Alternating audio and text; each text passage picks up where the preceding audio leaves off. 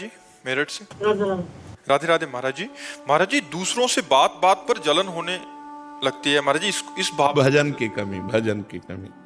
अंतःकरण बहुत हल्का हो चुका है, मलिन हो चुका है, इसलिए क्षणे रुष्टा क्षणे तुष्टा, रुष्टा तुष्टा क्षणे क्षणे, क्षण में नाराज क्षण में प्रसन्न, ये बहुत हल्के अंतःकरण की बात है। अंतःकरण मलिन हो चुका है, इसको पावन करो, खूब नाम जप करो, भगवान की कथा सुनो, भगवान नाम कीर्तन करो। जब हृदय शीतल रहता है तो बड़ी बड़ी बुरी बातें भी कोई कह जाए तो मुस्कुराए, बोल रहा है, अपनी मस्ती में चल देते हैं। इतना बेईमान मन है कि छोटी छोटी बातों में तुम्हें जलाने लगेगा, छोटी छोटी बातों में। अगर इसको संभालो ना तो छोटी छोटी बातों में तुम्हें परेशान कर देगा। और जब इसे भजन करवा लो ना तो कोई धक्का मार दे, गाली दे दे, अपमान कर दे, निंदा कर दे, तो भी उपेक्षा हो जाती है। ये उसकी मति है, ये उसका विचार है, उसकी भावना है, और अपने मन को तुरंत संभालते हैं। तो मन को संभालने के लिए नाम जप, सत्संग और शास्त्रों का स्वाध्याय अत्यंत आवश्यक है।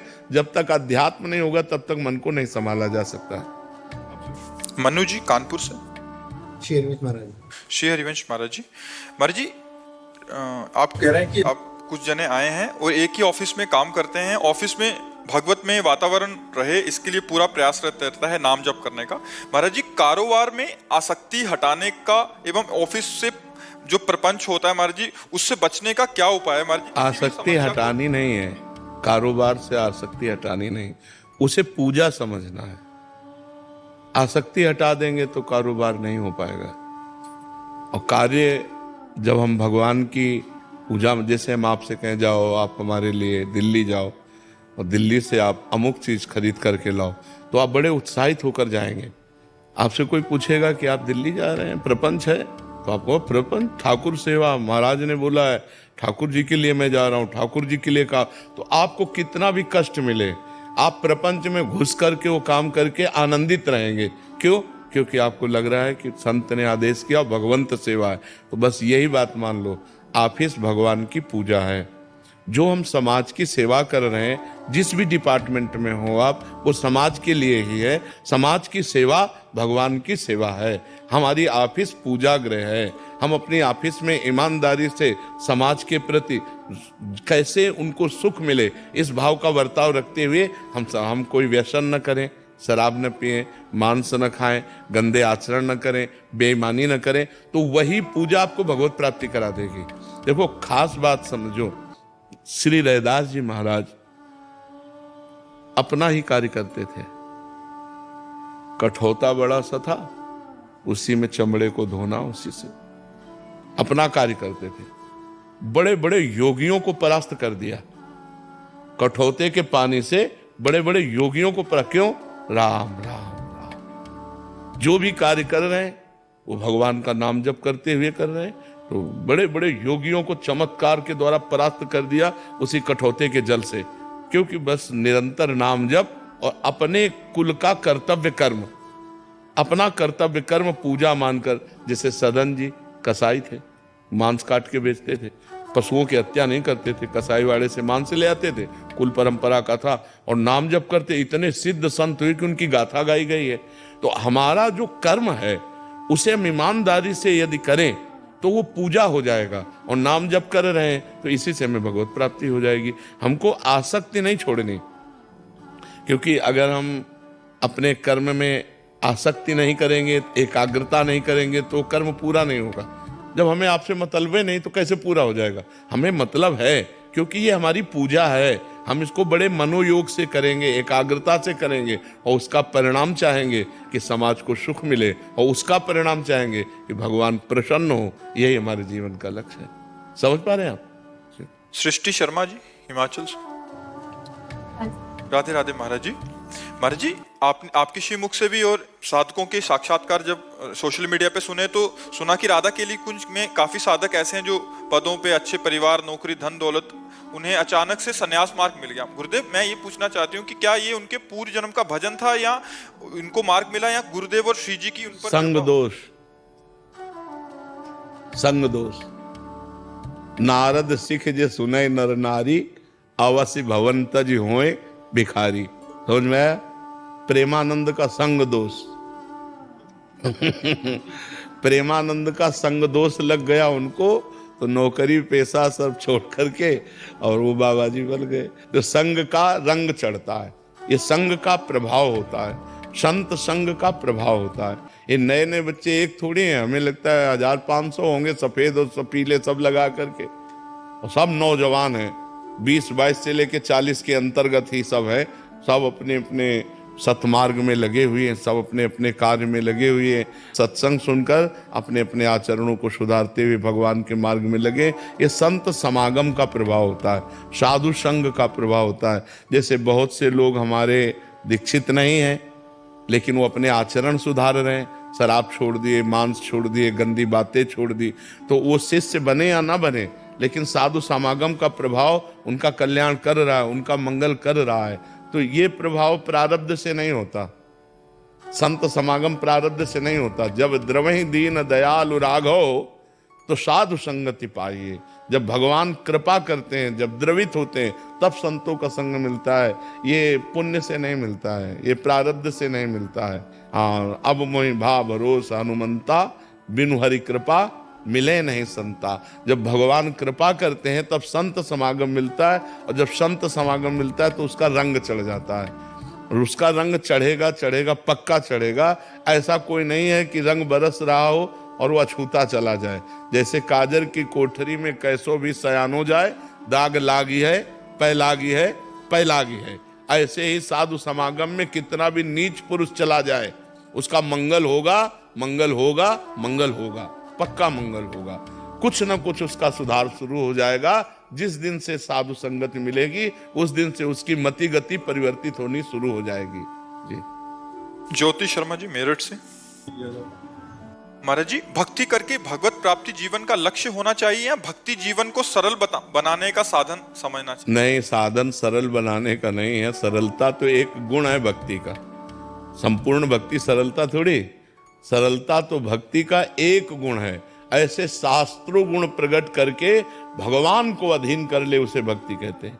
सुमिर पवन सुत पावन नामू, अपने बस कर राखे रामू। प्रेमाधीन भगवान भक्त के पीछे पीछे डोलते हैं, वो भक्ति के सामर्थ्य। केवल सरलता ये तो एक सद्गुण, शांति, निर्भयता, क्या क्या सद्गुणों का भंडार है भक्ति।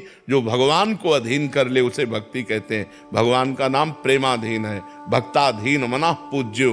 भगवान भक्त के अधीन है, भगवान भक्त की मन की बात पूर्ण करने वाले हैं। तो भक्ति तो बड़ी सामर्थ्यशाली वस्तु है बच्चा, उसमें केवल एक सरलता ही नहीं है, उसमें तो अपार सद्गुण है। जो भगवान को लुभायमान करके भक्ति के पीछे पीछे, जहां जहां मेरा भक्त चरण रखे वहां वहां रखूं हाथ, पीछे पीछे मैं फिरूं, कभी न छाड़ूं साथ। अनुब्रजाम में हम नित्यम पुरे अत्यंगुरेणुमी।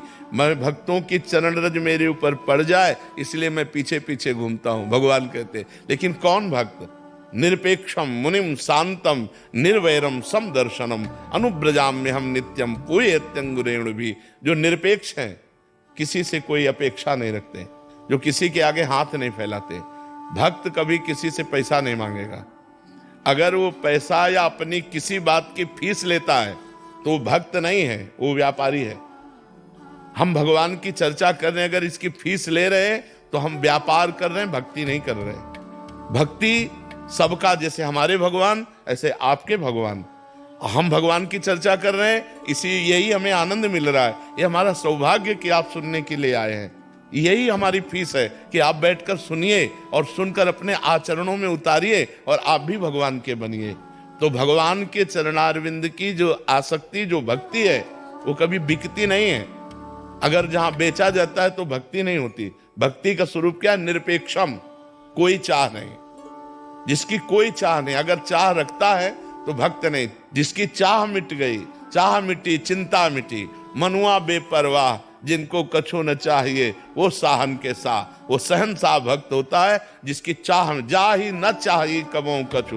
तुम सन सहज सने बसो निरंतर तासुर, सो राउर निजगे। निरपेक्षम, किसी की अपेक्षा नहीं। और मुनिम, हर समय जो मंत्र का मनन करता रहता है, शास्त्रों का मनन करता रहता है। शांतम, चाहे अपमान की स्थिति हो या सम्मान की स्थिति हो, जो शांत रहता है, किसी भी परिस्थिति में अशांत नहीं रहता। निर्वैरम, जो पूरे संसार में किसी एक से भी शत्रुता नहीं रखता, समदर्शनम, जो सब में भगवान का दर्शन करता है, ऐसे भक्त के पीछे पीछे भगवान डोलते हैं कि उसकी चरण रज पड़ जाए, मैं पावन हो जाऊं। तो भक्ति की महिमा जो भगवान को अधीन कर ले, सरलता तो उसका एक साधारण सद्गुण है जी। बबली जी, राधे राधे महाराज जी।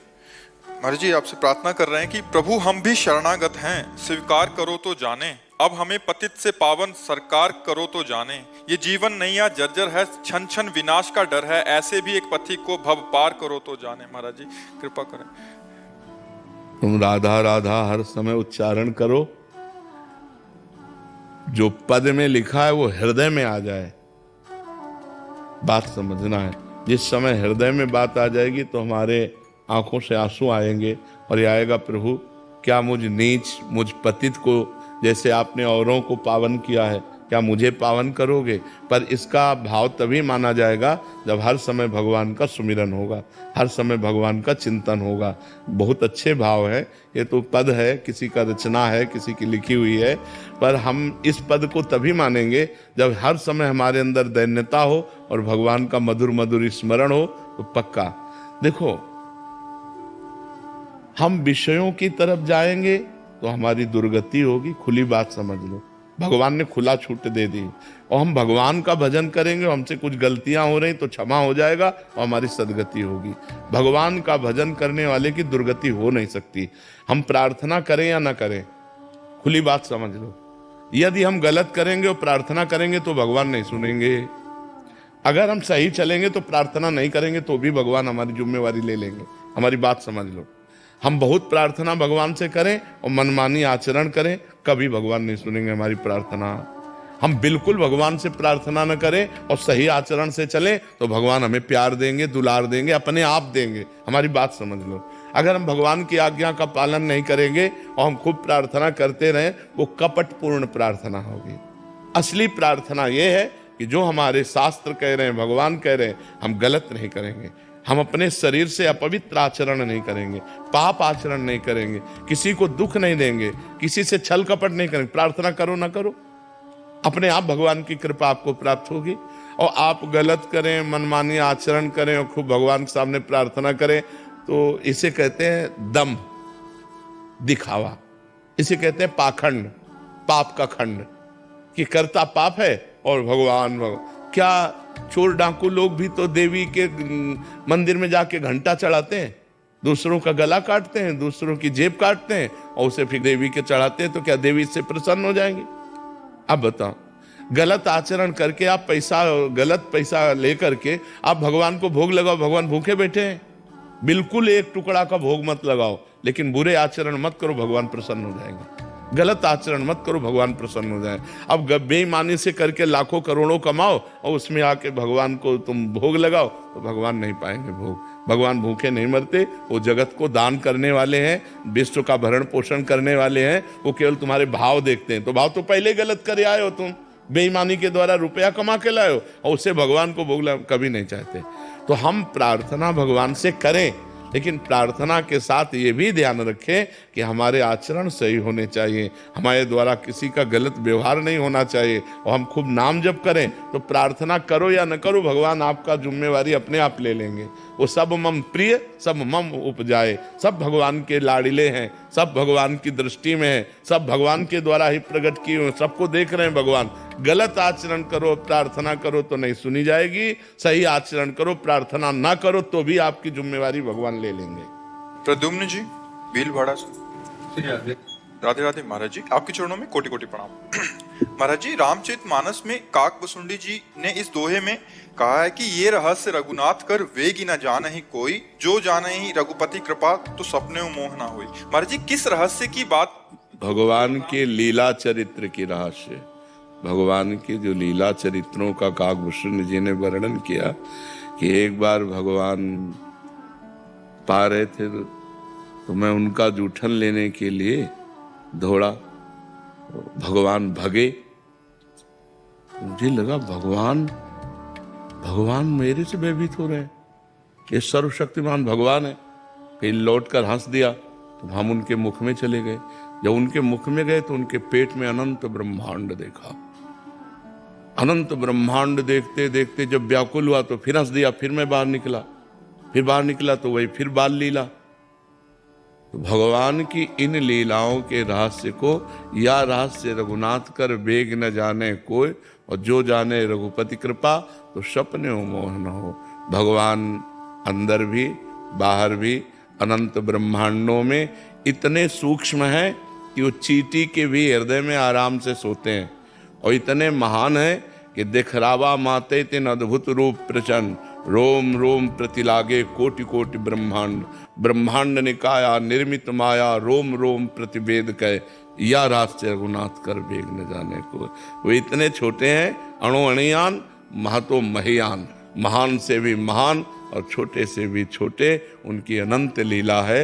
या रहस्य रघुनाथ कर वेग न जाने कोई, और जो जाने रघुपति कृपा सपनों मोह न हो। उसे स्वप्न में भी अज्ञान स्पर्श नहीं कर सकता, मोह नहीं हो सकता, अंधकार अज्ञान नहीं छा सकता। समझ पा रहे हैं आप समझ पा रहे हैं? महाराज जी एक और है इनका, जो संपत्ति शिव राव नहीं दीन ही दिए दसनाथ, सोई संपदा भविष्य नहीं सकुची दीन ही रघुनाथ। किस संपत्ति और संपदा की बात कर रहे हैं? जिस समय लंका का निर्माण भगवान ने पार्वती जी के लिए किया था, जब लक्ष्मी जी के यहाँ गई, लक्ष्मी जी का वैभव देखा, जब ब्रह्माणी के यहाँ गई तो ब्रह्माणी का वैभव देखा, तो मानो उन्होंने कहा कि तुम तो बरगद के नीचे रहती हो, तुम्हारे पास क्या व्यवस्था है। भगवान ने लंका का निर्माण किया, स्वर्णिम लंका का। उस स्वर्णिम लंका को पार्वती जी ने देखा, पर कहा कि हमें जो आपके साथ वट वृक्ष के नीचे रहने में अच्छा लगता है। तो रावण ने भगवान शिव को प्रसन्न करने के लिए कई बार अपने सर काट करके उनके चरणों में अर्पित किए, तो भगवान ने उस स्वर्ण की लंका रावण को प्रदान कर दी। बिना सर काटे केवल सर झुका देने मात्र से विभीषण जी के शरणागति होने पर भगवान ने बहुत सकुच पूर्वक दिया। सकुच पूर्वक मतलब क्या है ये? मायाकृत लंका भगवान सकुच, क्योंकि भगवान प्रसन्नता पूर्वक देते हैं अपने चरणों की प्रेम लक्षणा भक्ति। लेकिन एक कल्प तक लंका का जो राज्य दिया वो सकुच करके दिया। तो इसीलिए कहा, जो संपदा शिव रावण दीन दिए दसमात, सोई संपदा विभीषण सकुच दीन रघुनाथ। क्योंकि भगवान प्रसन्नता से देते हैं अपना प्रेम, अपने चरणारविंद का अनुराग। तो भगवान ने अविरल भक्ति भी दी और एक कल्प तक का लंका का राज्य दिया, क्योंकि लंका का राज्य ना देते भगवान, ना देते, अपनी प्रेम लक्षण भक्ति ही देते केवल। लेकिन उर कछु प्रथम वासना रही, विभीषण जी कह रहे हैं। जब भगवान के समीप विभीषण जी पहुंचते हैं तो भगवान ने कहा, लाओ समुद्र का जल लाओ, और लंकेश कहकर, तो उन्होंने कहा, प्रभु मुझे ये नहीं चाहिए, मुझे आपके चरणों का प्रेम चाहिए। तो भगवान ने प्रश्नवाचक चिन्ह से देखा तो बोले, हाँ उर कछु प्रथम वासना रही। जब लात मारा था विभीषण जी को रावण ने, तो विभीषण जी ने उसी समय संकल्प किया था कि मैं भगवान की शरण में जाकर तेरा विनाश कराऊंगा और इसी लंकाधिपति के सिंहासन पर मैं बैठूंगा। तो उर कछु प्रथम वासना रही, प्रभु पद प्रीति सरित शोभहि। अब आपके चरणों का दर्शन किया तो आपके चरणों की प्रेम सरिता में मेरी वासना बह गई। प्रभु भगवान ने कहा, नहीं, जो प्रथम वासना रही पहले उसको लो, और जो अविरल भक्ति की बात है वो भी तुम्हें प्रदान करते हैं। तो बात समझ में आई आपके? विष्णु दास जी दिल्ली से। राधे राधे महाराज जी। महाराज जी, जैसे बताया जाता है कि भक्ति करने के लिए भक्तों के सानिध्य चाहिए, वैसे ही महाराज जी अगर त्रुटिवश हमसे भक्तों की निंदा का अपराध हो जाए तो उस अपराध को कैसे? हाँ, उन्हीं भक्त से विनय करो जिनसे हो गया है, और भगवान से विनय करो। ऐसे भगवान नहीं क्षमा करते, भक्त ही क्षमा करते हैं।